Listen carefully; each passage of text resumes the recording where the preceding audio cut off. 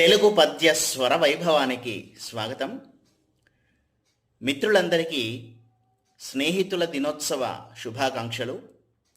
స్నేహం గురించి ఒక పద్యం. రాష్ట్రంబులేలినా రాజ్యముల్ కూలినా సృష్టిలో చెలిమికి చేటు లేదు. మమతల్ని పండించి మనుషుల్ని మరపించి ఆనందమిచ్చేటి ఆస్తి చెలిమి. కష్టాల కడలిలో కరుణను చూపించి కన్నీరు తొలగించు కలిమి చెలిమి.